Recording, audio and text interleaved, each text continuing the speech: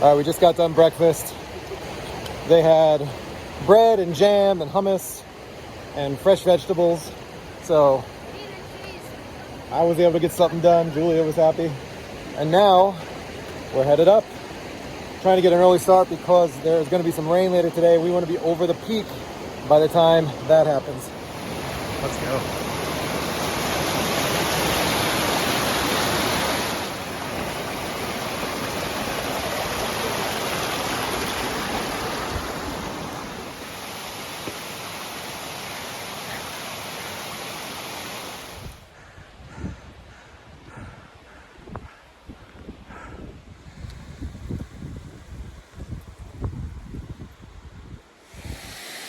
Looks like our path switchbacks left and right up this slope.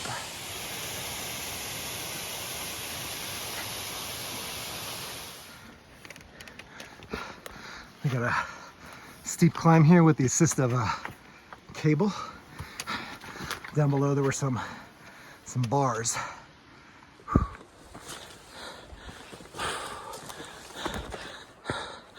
We just completed a big climb, and now we have a little bit of respite here.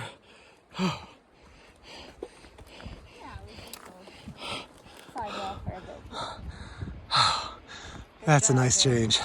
Oh, right.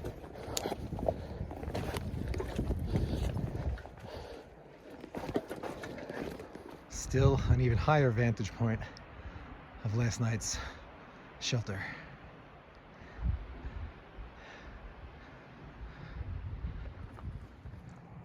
This is about halfway as far as the climb goes, and actually distance too. We're switchbacking right up here in between those two, I think.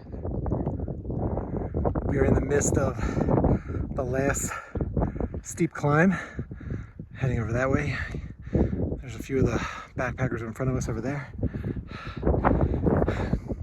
We're above our first little snowfield. Most are gone, but there's a few in nooks and crannies. From down in the valley down there, these were the mountains we could see, I think. But they were blocking this bigger one, which is where we're headed. More snow. I was hoping I could avoid the cramps. My quads are seizing up as we get close to the summit here and have a lot of elevation to climb. Hoping a good stretch that I'm doing right now will get me most of the rest of the way there, and I won't try Julia's patience too much. We got this.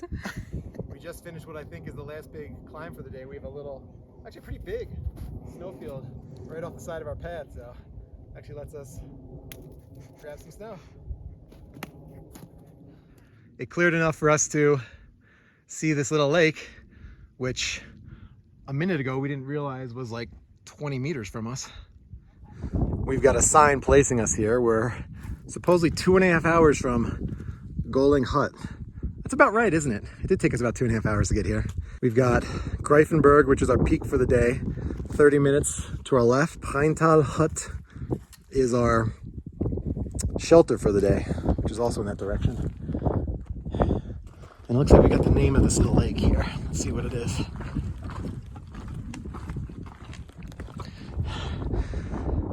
Sattelsee. The clouds parted enough for us to see the cross at the peak that we're heading to, so we're not far at this point. We made it. Here is the famous cross at the top of Greifenberg. The rain came in early. It is windy, wet, and cold. We are not spending much time up here.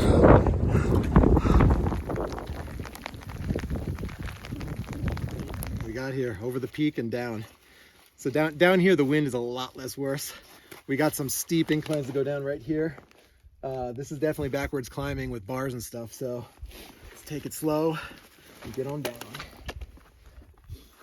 Oh yeah, these bars are gonna be needed.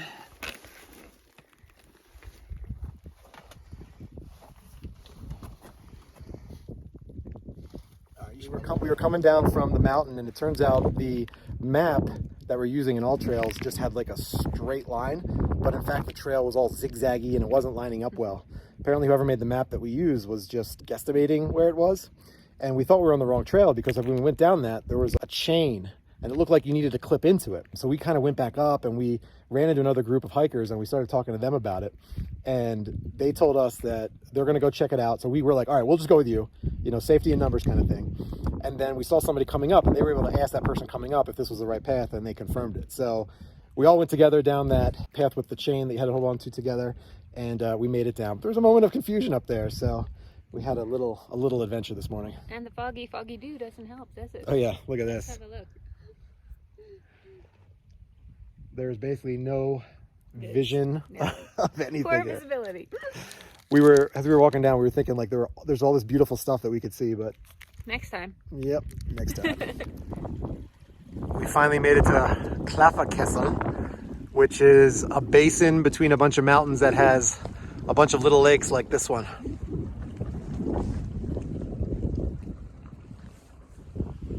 Well, here we are at the official Klafferkessel marker. The little lakes continue over here as well. Got some snow up there.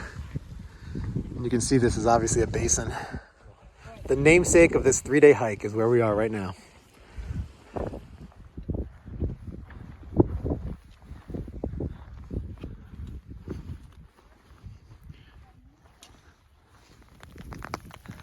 The parade of domesticated animals continues. We've got sheep in the mist. Is that a goat? What is that? Something different in the middle there. Is that a cow? Can't tell what that is. A ram? Just a goat with colors? No, I think it's a goat. I think it's, look at that one right there. It's easier to tell. It's a goat, right? Maybe it's a different kind of sheep. Not exactly an expert on this matter. Jingle, jingle. All right, before we were in the rain, I think that was just like misty rain falling from clouds. The weather report said rain today. This is that rain. It's coming down in pretty big droplets. We had some hail, and we still got an hour and a half to go for that sign.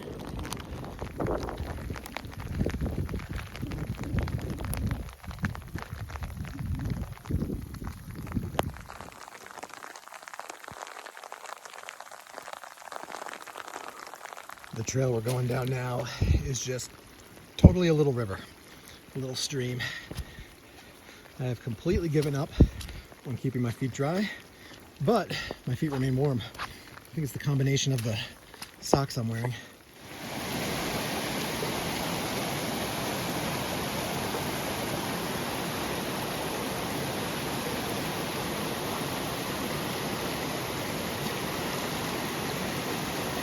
Home sweet home, coming up. Almost there. Did you say hut? I see the hut, Vinny. We made it. Oh, that's a hut. It doesn't even, oh, you can see in the camera just barely. Yes. Lead us home, baby. Let's go. This is Preintaler Hut. We made it. With the thunder and lightning. Just a little bit, right at the end. All right, let's get in there and get dry. I woke up in the middle of the night, so I have a chance to give a little tour of the hut without disturbing everybody.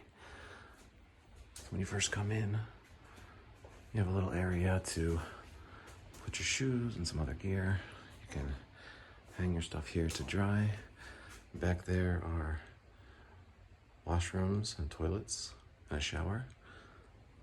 The shower costs €5 for 4 minutes of time. And if you're the first one to take a shower in a while, the water comes out icy cold, as I discovered to my shock and surprise.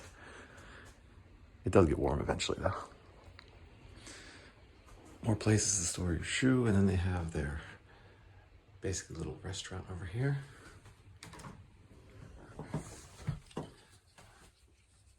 The restaurant has all these tables. This is where they serve dinner, breakfast, of course. They have a place here to hang your stuff to get it dry. Inside there is a fire, and they have this metal box around it that can be used for drying things. Oh, people are putting their shoes on there. I'm gonna have to do the same thing. Pretty sure my shoes are still wet outside.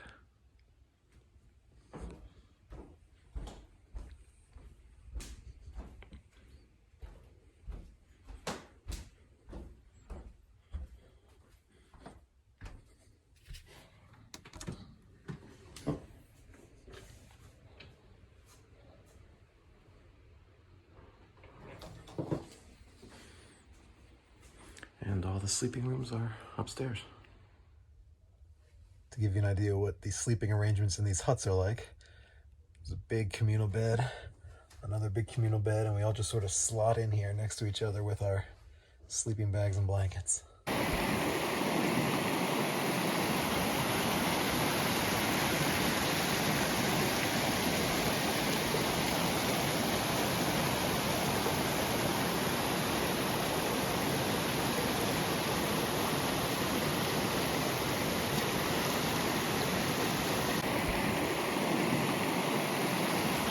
Wait, hold on. Take two. You didn't record.